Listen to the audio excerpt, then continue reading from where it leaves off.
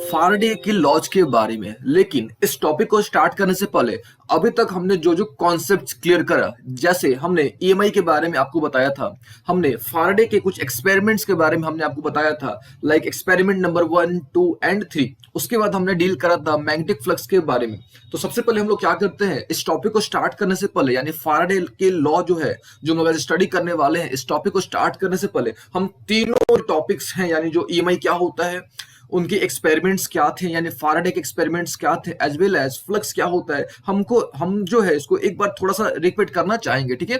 क्योंकि एक बार आप इसको समझ लोगे, देन आपको जो हम लोग लॉ पढ़ने वाले हैं, यानी फाराडे का जो लॉ है, आपको अच्छे तरीके से, बेहतर तरीके से आपको समझ आएगा, ठीक है। देखिए, सबसे पहले हमने बात करा था ईएमआई के बारे में कि भाई ईएमआई क्या होता है। तो एक सिंपल सा तरीका होता है कि मैग्नेटिक फील्ड के थ्रू, है ना, मैग्नेटिक फील्ड के थ्रू इलेक्ट्रिसिटी प्रोड्यूस करना, है ना, मैग्नेटिक फील्ड के थ्रू, यानी वेरिंग मैग्नेटिक फील्ड के थ्रू इलेक्ट्रिसिटी को प्रोड्यूस करना ही होता है ईएमआई।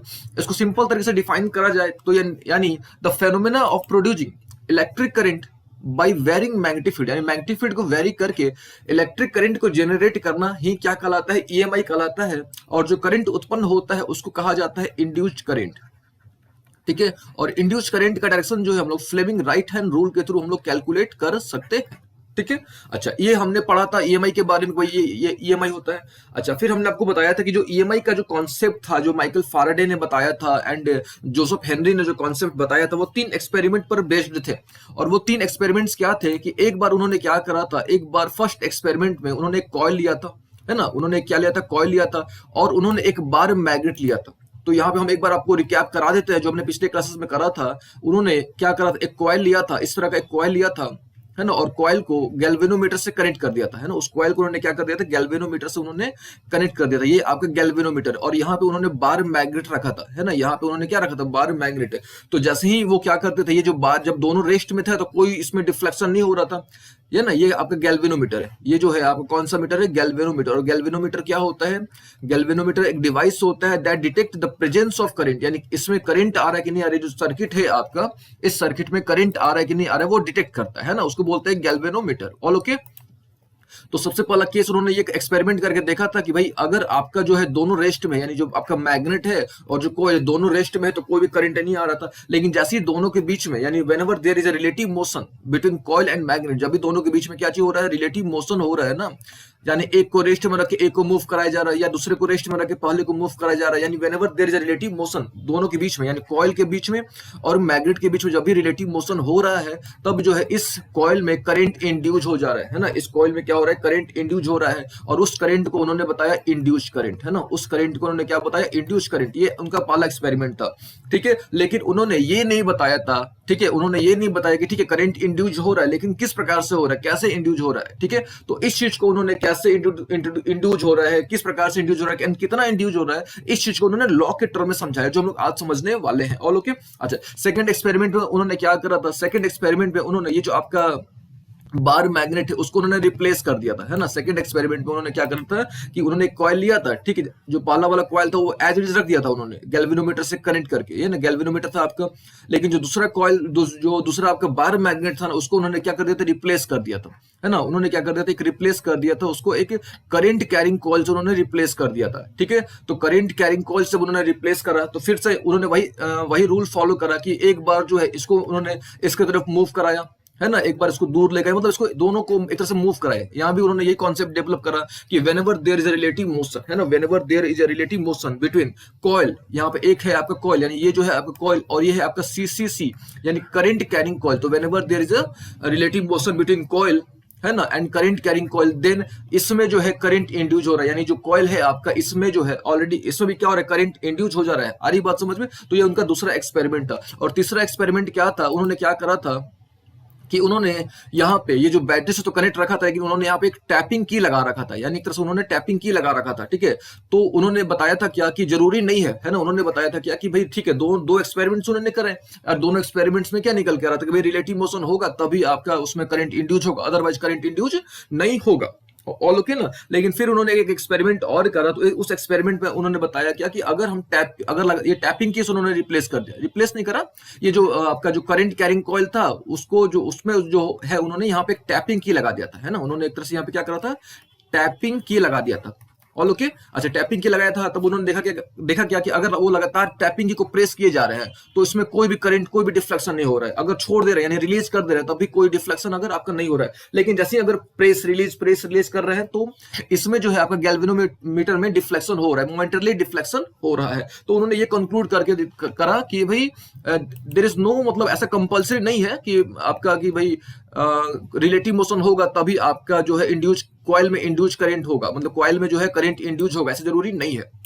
ठीक है, तो उन्होंने जो भी एक्सपेरिमेंट करा उसको उन्होंने क्या कर दिया, लॉ के टर्म में एक्सप्रेस कर दिया। ठीक है, अब देखिए, तो वो तो उन्होंने बताया कि भाई whenever there is relative motion, कि जब भी रिलेटिव मोशन होगा तो आपका करंट इंड्यूस होगा, लेकिन उन्होंने ये नहीं बताया था कि क्यों इंड्यूस होगा। ठीक है, अच्छा देखो क्यों इंड्यूस होगा। और एक बात और आपको थोड़ा ध्यान में रखना होगा कि फ्लक्स हमने आपको बताया था कि भाई फ्लक्स क्या होता है। तो फ्लक्स अगर आपको ध्यान होगा कि भाई एक डिफरेंट एरिया से, है ना, कितने मैग्नेटिक फील्ड लाइंस क्या कर रहे हैं, पास कर रहे हैं। लेकिन नॉर्मली क्यों, नॉर्मली क्योंकि नॉर्मली जब हम जाएंगे तो थीटा कितने डिग्री का होगा, 0 डिग्री का होगा। तो आपका एक डिफरेंट एरिया से कितने मैग्नेटिक फील्ड लाइंस पास करते हैं, है ना, उसको हम लोग क्या बोलते हैं, लेकिन नॉर्मली तो उसको बोलते हैं मैग्नेटिक फ्लक्स। और इसको हम लोग फ्लक्स को 5b से, यानी 5 विद द सबस्क्रिप्ट b से हम लोग क्या करते हैं, रिप्रेजेंट करते हैं। तो ये सब चीजें हमने आपको पिछले क्लास में बताया था। अभी देखो ध्यान से, अब हमारा टारगेट क्या है, हमको समझना है फाराडे का लॉ। तो फाराडे ने क्या लॉ दिया था, उन्होंने तो ये तो बता दिया था, है ना, कि भाई whenever there is a relative motion between coil and magnet, या current carrying coil and magnet, current carrying coil and coil, है ना, current carrying coil and coil, तो वहां पे उस कॉइल में करंट इंड्यूस हो जाएगा। लेकिन क्यों इंड्यूस हो जाएगा वो उन्होंने नहीं बताया था। समझिए ध्यान से, देखिए सबसे पहला एक्सपेरिमेंट में, एक्सपेरिमेंट जो 1 था, एक्सपेरिमेंट नंबर 1 में उन्होंने क्या लिया था, मैग्नेट लिया था, है ना, क्या लिया था, एक मैग्नेट। और हमको पता है कि जो मैग्नेट है ना, मैग्नेट है उसके आसपास एक फील्ड होता है ना, मैग्नेट होता है तो कोई भी मैग्नेट है तो उसके आसपास एक फील्ड होता है, उस फील्ड को हम लोग क्या बोलते हैं, मैग्नेटिक फील्ड, है ना, उस फील्ड को हम लोग क्या बोलते हैं, मैग्नेटिक फील्ड। और मैग्नेटिक फील्ड को हम लोग क्या करते हैं, मैग्नेटिक फील्ड लाइन से रिप्रेजेंट करते हैं, या बोल सकते हो ऐसे कि जो मैग्नेटिक फील्ड्स होता है ना उसको हम लोग इमेजिनरी लाइन से रिप्रेजेंट करते हैं, डिनोट करते हैं। तो वो जो होते हैं उसको बोलते हैं फील्ड लाइंस, है ना, उसको हम क्या बोलते हैं, फील्ड लाइंस। और लोग क्या ना, उसको हम क्या बोलते हैं, फील्ड लाइंस। तो सपोज यहाँ पे मान लो आपका कॉइल है, ये आपको सपोज यहाँ पे मान लो कि क्या हो गया, कॉइल है जो गैल्वेनोमीटर से कनेक्टेड है। तो जब जब इसके आसपास क्या आपका, इसके आसपास ये नॉर्थ पोल होता है, साउथ पोल होता है, आपने पढ़ा होगा। और जो मैग्नेटिक फील्ड लाइंस होता है नॉर्थ से निकलते साउथ की तरफ जाते हैं, फिर नॉर्थ से निकलते साउथ की तरफ जाते हैं, आपने पढ़ा होगा इस तरह से, है ना। तो जैसे ये कॉइल को ये मैग्नेट की तरफ ले जाते हैं, या ये जो आपका मैग्नेट है क्या करते हैं, कॉइल की तरफ मूव कराते हैं, यानी जब भी दोनों का रिलेटिव मोशन होता है ना, तो ये क्या होता है, आपका जो फील्ड लाइंस है ना, जो फील्ड लाइंस है ये वेरी करता है।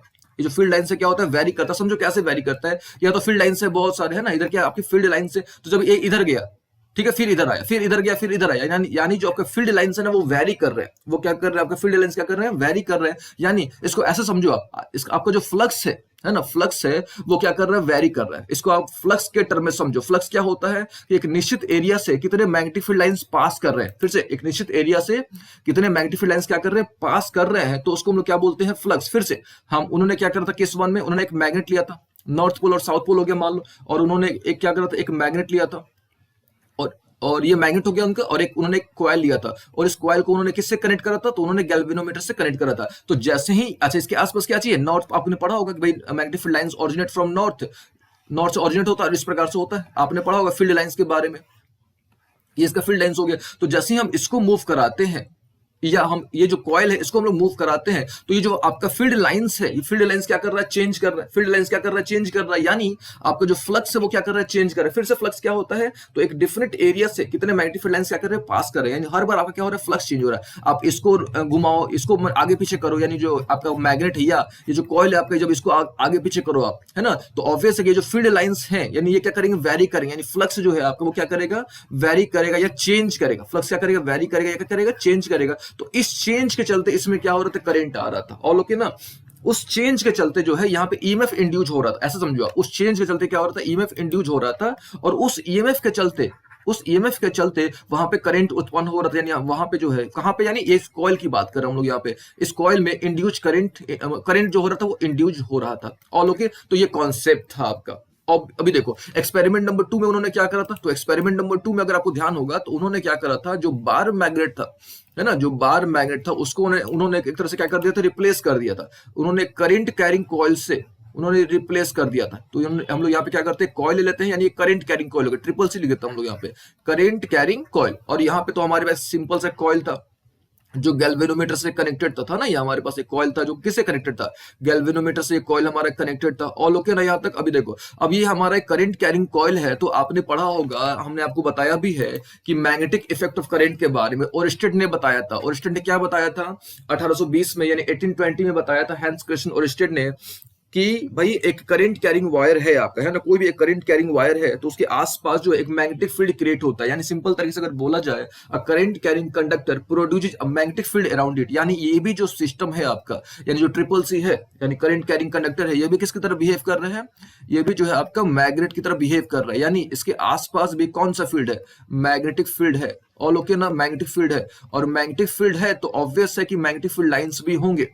ऑल ओके ना, मैग्नेटिक फील्ड लाइंस भी क्या होंगे, होंगे। तो अब देखो, अब आप जब इसको आप आगे पीछे घुमा रहे हो तो इसके पास भी फील्ड है ना, इसके पास भी क्या चाहिए, आपका फील्ड है। तो जब इसको आप आगे पीछे करेगो, यानी ये जो आपका कॉइल है जिसको आपने गैल्वेनोमीटर से कनेक्ट करा हुआ है, तो जब भी आप इसको आगे पीछे करोगे तो ऑब्वियस है कि आपका जो फ्लक्स है वो क्या करेगा, वेरी करेगा। यानी फील्ड लाइंस कभी ज्यादा आएगा कभी कम आएगा, है ना। इससे जो है फील्ड लाइन जो है, ये जो कॉइल है आपका, इससे फील्ड लाइंस कभी ज्यादा लिंक होगा कभी कम लिंक होगा, है ना। फील्ड लाइन जो है क्या होगा, कभी ज्यादा लिंक होगा फिर कभी कम लिंक होगा। लिंक हो रहा है कि नहीं हो रहा है, यानी जो फील्ड लाइंस है वो क्या हो रहा है, चेंज हो रहा है। यानी एक निश्चित एरिया से मैग्नेटिक फील्ड लाइंस क्या कर रहा है, वेरी कर रहा है। यानी हम लोग बोल सकते हैं क्या, इसको कि भाई फ्लक्स चेंज हो रहा है आपका, क्या चेंज हो रहा है, फ्लक्स चेंज हो रहा है। ऑल ओके ना। तो यहाँ से फ्लक्स चेंज के चलते, है ना, चेंज इन फ्लक्स के चलते यहाँ पे क्या हो रहा है, इस जो कॉइल है आपका, जो गैल्वेनोमीटर से कनेक्टेड जो कॉइल है, इसमें करंट इंड्यूस हो रहा है। इसमें क्या हो रहा है, करंट इंड्यूस्ड हो रहा है। या आप एक काम करो, इसको आप रेस्ट बनाने दो, इसको आप रोटेट करो, रोटेट करो स्टैंड फॉर, इसको आप आगे पीछे ले जाओ, है ना, इसको भी क्या करो, आप आगे पीछे ले जाओ। तो ऑब्वियस है कि ये जो आपका फील्ड लाइंस है, ये भी कभी ज्यादा लिंक होगा कभी कम लिंक होगा, कभी कम लिंक कभी ज्यादा लिंक। तो इस प्रकार से जो है एक निश्चित एरिया से ये भी क्या करेगा, वेरी करेगा। यानी यहाँ भी फ्लक्स चेंज होगा। तो जब भी आपका फ्लक्स चेंज होगा तो यहाँ पे क्या होगा, इंड्यूस्ड ईएमएफ प्रोड्यूस होगा, है ना। और उस इंड्यूस्ड ईएमएफ के चलते, है ना, उस इंड्यूस्ड ईएमएफ के चलते जो है आपका उसमें करंट इंड्यूस्ड होगा। तो ये आपका रीजन था कि, ये रीजन था किसका, रीजन था ईएमआई का, ठीक है। ये रीजन था किसका, ईएमआई का, यानी इलेक्ट्रोमैग्नेटिक इंडक्शन का। और इलेक्ट्रोमैग्नेटिक इंडक्शन क्या होता है, दैट इज अगर वैरिंग मैग्नेटिक फील्ड से, है ना, वैरिंग मैग्नेटिक फील्ड को यहाँ पे लिख रहे हैं बी से, ठीक है। वैरिंग मैग्नेटिक फील्ड से करंट उत्पन्न कराना, यानी करंट को प्रोड्यूस कराना ही क्या होता है आपका, इंड्यूस सॉरी ईएमआई कहलाता है ना। तो उसके उन्होंने एक्सपेरिमेंट के थ्रू बताया, लेकिन उन्होंने ये नहीं बताया था कि किस प्रकार से होता है। तो उन्होंने लॉ में एक्सप्रेस करा उस चीज को। जैसे हमने आपको पिछले क्लासेस में भी बताया था कि भाई जो लॉ होते हैं, लॉ कहाँ से आता है, जो एक्सपेरिमेंट करा जाता है उससे जो कंक्लूजन मिलता है उसको लॉ के रूप में एक्सप्रेस कर दिया जाता है। चलिए, ये तो उम्मीद आपको समझ आ गई होगी बात, ठीक है। तो हम लोग क्या करते हैं, लॉ के बारे में थोड़ा जान लेते हैं, ठीक है, कि भाई एग्जैक्टली लॉ है क्या, ठीक है। ये तो हमने समझ लिया कि भाई होता क्या है। अब देखो लॉ क्या है, तो हमने आपको जस्ट अभी बताया कि भाई जो भी उन्होंने कंक्लूजन निकाला उसको उन्होंने लॉ के रूप में एक्सप्रेस कर दिया। अब देखो तो लॉ क्या है, लॉ क्या है, तो वेनेवर मैग्नेटिक फ्लक्स, ये आपका मैग्नेटिक फ्लक्स है ना, वेनेवर मैग्नेटिक फ्लक्स लिंक्ड, है ना, whenever magnetic flux linked with a closed circuit. Close circuit यानी जो हमने ये कॉइल लिया था, ये हमारा क्लोज सर्किट है जिसको हमने गैल्वेनोमीटर से कनेक्ट करा था, ठीक है। फिर से वेनेवर मैग्नेटिक फ्लक्स, ये आपका मैग्नेटिक फ्लक्स है, यहाँ पे थोड़ा इरेज हो गया है।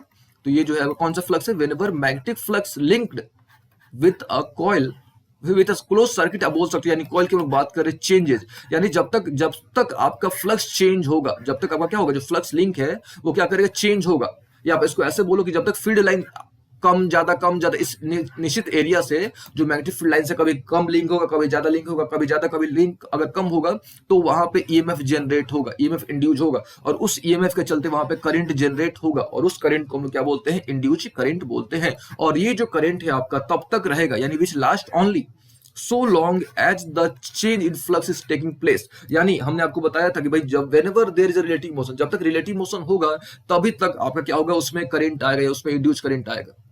जैसे ही हमने बंद कर दिया, दोनों को रेस्ट में डाल दिया, तो भाई खत्म, आपका इंड्यूस करंट खत्म।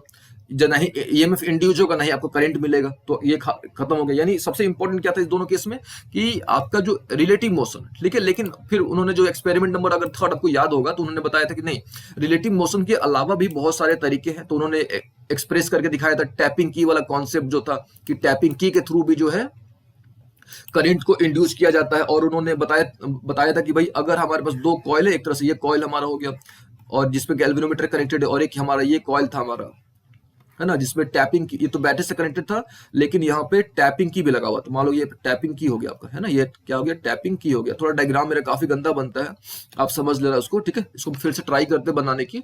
तो अगर एक्सपेरिमेंट नंबर आपको थर्ड याद होगा, है ना, तो एक्सपेरिमेंट नंबर थर्ड में उन्होंने क्या करता है, जो करंट कैरिंग कॉइल था उसको उन्होंने रिप्लेस कर दिया था, है ना, उसको उन्होंने क्या कर दिया था, रिप्लेस कर दिया था। किससे रिप्लेस कर दिया था, एक बोल सकते हो टैपिंग की से। ये इसको टैपिंग की ऐसे नहीं बनेगा, ये टैपिंग सिंपल हम यहाँ पे बना देते हैं, आप समझना उसको आप। तो उन्होंने बताया था कि भाई रिलेटिव मोशन जरूरी नहीं है ना, उन्होंने बताया था कि रिलेटिव मोशन जो है वो जरूरी नहीं है, ठीक है। ये मान लो कि आपका इस तरह का हो गया, कोई आपका टैपिंग की हो गया, समझ लो आप, ये आपका कौन सा की हो गया, टैपिंग की हो गया। तो उन्होंने बताया था कि भाई टैपिंग की के थ्रू भी, यानी हम अगर हम लोग लगातार प्रेस करेंगे इस स्विच को तो करंट डिफ्लेक्शन नहीं होगा, यानी करंट जनरेट नहीं होगा। लगातार रिलीज भी कर देंगे तभी करंट नहीं होगा, लेकिन अगर हम उसको on off on off on off करते रहेंगे, यानी प्रेस रिलीज करते रहेंगे, किसको, ये वाला जो है आपका जो टैपिंग की है, इसको प्रेस करा गया रिलीज करा गया, प्रेस करा गया रिलीज करा गया, तब जो है इसमें मोमेंटरली जो है डिफ्लेक्शन होगा। अच्छा, इन्होंने लास्ट में क्या करा था, एक रड डाल दिया था, इसके एक्स के अलोंग उन्होंने रड डाल दिया था, एक आयरन रड को उन्होंने इंसर्ट कर दिया था। जैसे उन्होंने आयरन रड को इंसर्ट करा तो यहाँ पे जो है ये जो डिफ्लेक्शन है, काफी तेजी से डिफ्लेक्शन यहाँ पे होने लगा था। चलिए, ये तो हो गई बात, थोड़ी सी हमने एक्सपेरिमेंट को समझ लिया और हमने लॉ को समझ लिया। तो फर्स्ट लॉ क्या कहता है, सिंपल तरीके से अगर उसको देखा जाए तो आपका जो है ईएमएफ तभी तक आएगा, है ना, ईएमएफ जो है तभी इंड्यूस होगा जब तक आपका रिलेटिव मोशन होगा, है ना। तो सिंपल से बात है कि ईएमएफ आपका तभी इंड्यूस होगा जब तक आपका रिलेटिव मोशन होगा। जैसे रिलेटिव मोशन मतलब बंद हो गया, इन दोनों जो है आपके रेस्ट में आ गए, आपका करंट ना ईएमएफ इंड्यूस होगा ना, जब ईएमएफ ही इंड्यूस नहीं होगा तो करंट की बात ही कहां से आ रही है ना। ये हमारी बात हो गई क्लियर। अच्छा, एक बात और, अब उन्होंने ये तो समझ लिया कि भाई ईएमएफ इंड्यूस हो रहा है, ऑल ओके यहाँ तक। अब बात करा जाए कि भाई आप अगर ईएमएफ इंड्यूस हो रहा है तो उसको कैसे कैलकुलेट करा जाए, है ना, उसको कैलकुलेट कैसे करा जाए, ठीक है। तो उन्होंने एक रूल दिया, है ना, उन्होंने बताया क्या कि जो ईएमएफ इंड्यूस हो रहा है ना, देखो ध्यान से समझिएगा, ईएमएफ कैसे इंड्यूस हो रहा है, फ्लक्स चेंज हो रहा है तभी ना। अगर फ्लक्स चेंज नहीं होता, फ्लक्स चेंज यानी मैग्नेटिक फील्ड लाइंस वेरी कर रहा है, कभी ज्यादा ज्यादा कभी कम, कभी ज्यादा कभी कम। ये क्यों हो रहा है, क्योंकि भाई दोनों का मूवमेंट हो रहा है ना, दोनों का movement stand for relative motion हो रहा है, तो मैग्नेटिक फील्ड कभी ज्यादा लिंक हो रहा है कभी कम लिंक हो रहा है, यही लॉजिक है। तो यानी फ्लक्स चेंज हो रहा है, तो ऑब्वियस है कि जितना फ्लक्स में चेंज आएगा उतना ही आपका ईएमएफ जनरेट होगा। सोचने वाली बात है। यानी उन्होंने बताया क्या कि ईएमएफ जो है आपका d phi by d t के बराबर है। फाई यहाँ पे क्या आपका फ्लक्स है, ठीक है। तो उन्होंने बताया क्या कि जो ईएमएफ है आपका वो rate of change of flux के बराबर होता है। फिर से ईएमएफ जो होता है वो क्या होता है, rate of change of flux के बराबर होता है। तो यहाँ पे हमने लिखा हुआ स्टेटमेंट उसका, the magnitude of induce EMF. तो इंड्यूस ईएमएफ, और इंड्यूस ईएमएफ कब तक होगा, ईएमएफ उसमें इंड्यूस कब तक होगा, जब तक रिलेटिव मोशन होगा। जब तक रिलेटिव मोशन होगा वहां पे लिंक जो मैग्नेटिक फील्ड लाइन से कभी ज्यादा लिंक कभी कम लिंक होगा। तो वो जो आपका इंड्यूस ईएमएफ जो है उसका जो मैग्नीट्यूड है वो change of magnetic flux linked with close circuit के बराबर होगा। सिंपल सी बात है कि जितना आपका rate of change of flux होगा उतना आपका ईएमएफ जनरेट होगा। तो ये उन्होंने सेकंड लॉ बताया। अच्छा, अभी देखो इसका यूज क्या है, थोड़ा हमने तो लॉ समझ लिया, देखो इसका यूज तो बहुत सारा है। फाराडे का जो एक्सपेरिमेंट है, इनका जो लॉ है, यूज तो करना ही नहीं है। अगर इनका लॉ नहीं होता, इनका जो कॉन्सेप्ट नहीं होता, तो आज के डेट में इलेक्ट्रिसिटी नहीं होता, इलेक्ट्रिसिटी नहीं होता। ट्रांसफार्मर हमने बताया था आपको, ट्रांसफार्मर हो गया आपका, जनरेटर हो गया, मोटर हो गया, हर एक डिवाइसेस में आप बोल सकते हो आज की डेट में, ट्रेन हो गया, मतलब समझ लो कि होता ही नहीं, मतलब इलेक्ट्रिसिटी अच्छे तरीके से होता ही नहीं, इलेक्ट्रिसिटी होता ही नहीं, आप बोलो ऐसे अच्छे तरीके से का होता ही नहीं इलेक्ट्रिसिटी।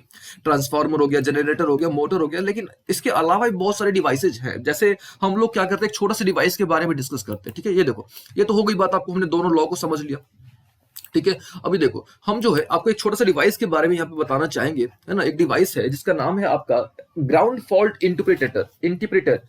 देखो, हम यहाँ पे एक डिवाइस का नाम लिख रहे हैं जिसका नाम है आपका, जिसका नाम है यहाँ पे ग्राउंड फॉल्ट, है ना, ground fault interpreter. Inter INTERRUPTR interpreter. अब जो इसको बोलो आप जैसे बोल सकते हो आप, है ना।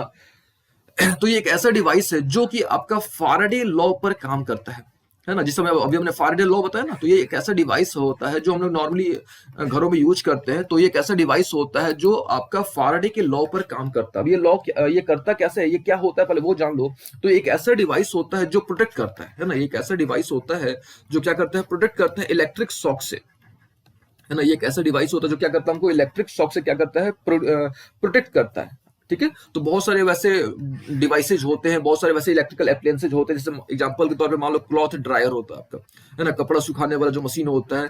तो इससे भी कभी कभी करंट निकलता है, करंट आता है कभी कभी। तो ये एक ऐसा डिवाइस होता है जो क्या करता है, करंट को मतलब डेंजरस लेवल से तक पहुंचने से पहले ही जो है ये करंट को कट कर देता है। है ना, जो करंट सप्लाई उसको क्या करता है, कट कर देता है। तो ये भी जो कॉन्सेप्ट आपका फाराडे पर बेस्ड है। तो बहुत सारे वैसे डिवाइसेज हैं, बड़े लेवल पे तो बहुत सारे आपको दिखाई दे रहे होंगे, लेकिन जैसे जनरेटर हो गया, मोटर हो गया, ट्रांसफार्मर हो गया, इलेक्ट्रिक ट्रेन हो गया, एक्सीडेंट में हर एक चीज है। चलिए, ये तो हो गई बात, हमने फाराडे लॉ को समझ लिया, है ना, हमने दोनों लॉ को समझ लिया। अभी देखो, अब हमने आपको जो है ईएमएफ के बारे में बताया कि भाई ईएमएफ कब तक इंड्यूस होगा, तो ईएमएफ क्या होता है, d phi by d t. ठीक है, इसका लेकिन एग्जैक्ट अगर मैथमेटिकल देखा जाए, मैथमेटिकल इसका एग्जैक्ट व्यू देखा जाए, तो ईएमएफ इक्वल टू होता है minus d phi by d t, है ना, minus d phi by d t. अब माइनस कहां से आया, तो माइनस जो है ना, यहाँ पे आपका साइन कन्वेंशन को समझना पड़ेगा, और इसके लिए एक अलग से हम लोग रूल स्टडी करेंगे जिसका नाम है लेंज रूल या लेंज लॉ आप बोलो। ठीक है, तो लेंज लॉ जो हम लोग अगले क्लास में डिस्कस करेंगे। ठीक है, लेकिन एक चीज यहाँ पे हम और बताना चाहेंगे कि फाराडे का इलेक्ट्रिसिटी के फील्ड में, या आप बोल सकते हो कि बहुत बड़ा योगदान है। ठीक है, लेकिन इनकी शुरुआत कहाँ से हो रही है, फाराडे की शुरुआत कहाँ से हो रही है। देखो, जितने भी कोई भी साइंटिस्ट हैं, कोई भी फिजिस्ट हैं, वो किसी भी कंट्री के हों, उन्होंने काफी स्ट्रगल करा हुआ है ना, क्योंकि बिना स्ट्रगल के कुछ भी अचीवमेंट नहीं हो सकता है। तो यहाँ पे जो माइकल फाराडे के बारे में हम यहाँ पे कुछ आपको बताना चाहेंगे, है ना, यहाँ पे शॉर्ट में हम लिख रहे हैं माइकल फाराडे। ठीक है, तो माइकल फाराडे की जो कैरियर की जो शुरुआत हुई थी, है ना, जो माइकल फाराडे हैं, इनकी जो कैरियर की शुरुआत हुई थी, ये बुक बाइंडर के तौर पर हुई थी। यानी एक तरह से ये जो किताब की दुकान पर ही काम करते थे, और वहां पे ये किताब बाइंड करने का ये काम करते थे। तो वहां पे जितने भी बुक्स आती थी, यानी साइंस की बुक जो आती थी, वो एक तरह से वहां पे जितनी भी उनको बुक्स आती थी, तो जैसे उनको मौका मिलता था वो सारी बुक को पढ़ते थे, है ना। स्पेशली साइंस की जितनी बुक्स आती थी, साइंस टेक्नोलॉजी से रिलेटेड जितनी बुक्स आती थी, वो वहां पे वो बुक्स को स्टडी करते थे, और बुक्स को स्टडी करके वो नोट्स प्रिपेयर करते थे। तो देखिए, उनकी शुरुआत कहाँ से हुई, उनका इंटरेस्ट कहाँ से जगा, ये आप समझने की कोशिश करिएगा। ठीक है, तो उन्होंने वो एक बुक बाइंडर के तौर पे उन्होंने अपना कैरियर की शुरुआत करी थी। ठीक है, और वहां पे वो क्या करते थे, काफी सारे बुक्स, जो भी उनको बुक्स वहां पे मिलती थी बाइंड करने को, वो कैसे भी मौका निकाल कर उस बुक्स को पढ़ते थे, और वो एक नोट्स प्रिपेयर करते थे। और वो जो नोट्स था उनका, जो भी उन्होंने नोट्स प्रिपेयर करा था, उन्होंने सर हम्फ्री को, हम्फ्री का नाम आपने सुना होगा, है ना, सर हम्फ्री डेवी। अगर आपने नहीं सुना होगा तो हम आपको याद दिलाते हैं, HCl यानी म्यूरेटिक एसिड। तो म्यूरेटिक एसिड का खोज इन्होंने ही करा था, सर हम्फ्री डेवी ने करा था। इनको हम लोग एच डेवी के नाम से जानते हैं। तो HCl का जो खोज, HCl यानी हाइड्रोक्लोरिक एसिड का जो खोज था, इन्होंने ही करा था, यानी सर हम्फ्री डेवी यानी एच डेवी नहीं करा था, खोज करा था HCl का। ठीक है, तो ये जो कॉन्सेप्ट था, इन्होंने जो फाराडे ने जो भी अपना कॉन्सेप्ट तैयार करा, जो भी इन्होंने अपना नोट्स तैयार करा, ये नोट्स उन्होंने एच डेवी को भेजा, सर एच डेवी को भेजा। ठीक है, इनका पूरा नाम था सर हम्फ्री डेवी को उन्होंने अपना नोट्स भेजा। और सर हम्फ्री डेवी ने इनका जो टैलेंट था, यानी सर का जो टैलेंट था, यानी जो फाराडे जो थे, इनके टैलेंट को उन्होंने पहचाना, है ना। इन्होंने उनके जो फाराडे का जो टैलेंट था उनको उन्होंने पहचाना, और फाराडे को रॉयल सोसाइटी, है ना, रॉयल सोसाइटी में एज असिस्टेंट प्रोफेसर, है ना, रॉयल सोसाइटी में एज रॉयल सोसाइटी, या इसको आप ऐसे बोलो, रॉयल इंस्टीट्यूट में एज असिस्टेंट प्रोफेसर इनको नियुक्त किया गया, इनको अपॉइंट करा गया, यानी फाराडे को अपॉइंट करा गया।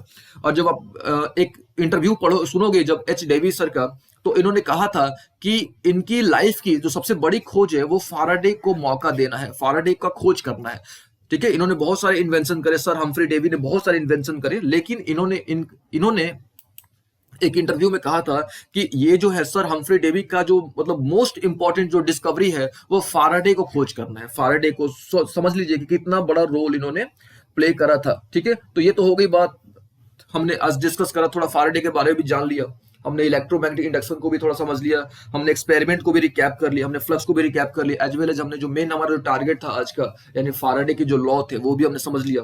अब अगले क्लास में हम लोग क्या करेंगे, लेंज रूल को डिस्कस करेंगे। क्यों डिस्कस करेंगे, क्योंकि अभी तो हमने बता दिया कि भाई each EMF equal to d phi by d t होता है, लेकिन एग्जैक्ट जो होता है क्या होता है, EMF equal to minus d phi by d t. अच्छा, एक चीज और ध्यान रखिएगा, हम यहाँ पे सिंगल टर्म कंसीडर कर रहे हैं, सिंगल टर्म यानी जो कॉइल आपको उसमें एक सिंगल टर्न है, लेकिन अगर उसमें बहुत सारे टर्न होता, सपोज आपके पास जो कॉइल है ना उसमें बहुत सारे टर्न होता, तब जो होता आपका इस प्रकार से हो जाता है, EMF equal to what, d phi by d t. ठीक है, हम यहाँ पे माइनस को इग्नोर कर रहे हैं, क्योंकि माइनस को हम लोग बाद में एक्सप्लेन करेंगे। तो अगर उस कॉइल में बहुत सारे टर्न्स हैं, उस कॉइल पर अगर बहुत सारे टर्न्स है, तो हो जाएगा क्या चीज, N d phi by d t. ये अपने ध्यान में रखना। ऑल ओके यहाँ तक। अच्छा, ये तो हो गया ईएमएफ की बात होगी। तो अगर आपको करंट भी निकालना है, तो करंट आप कैसे निकालोगे, आपने पढ़ा होगा ओम्स लॉ, बेसिक रूल जो होता है ओम्स लॉ। तो आई इक्वल टू क्या होता है, वी बाई आर। तो यहाँ पे क्या हो जाएगा, I equal to EMF upon R. तो ईएमएफ आपने अभी कैलकुलेट करा, कितना कैलकुलेट करा, N d phi by d t, यहाँ से आपने एन ये कैलकुलेट करा। ऑल ओके ना, और यहाँ पे आर है आपका। इसको और अगर आप सिंप्लीफाई करना चाहो तो इसको और आप सिंप्लीफाई कर सकते हो। कैसे सिंप्लीफाई कर सकते हो? तो आपने पढ़ा होगा फाई का फॉर्मूला होता है B dot A cos theta, तो उसको आप और सिंप्लीफाई कर सकते हो। खैर यहाँ से हम लोग जो है इधर से इंड्यूस करंट कितना आएगा, इंड्यूस करंट का भी हम लोग मैग्नीट्यूड कैलकुलेट कर सकते हैं। तो हम लोग अगले क्लास में लेंज लॉ के बारे में डिस्कस करेंगे।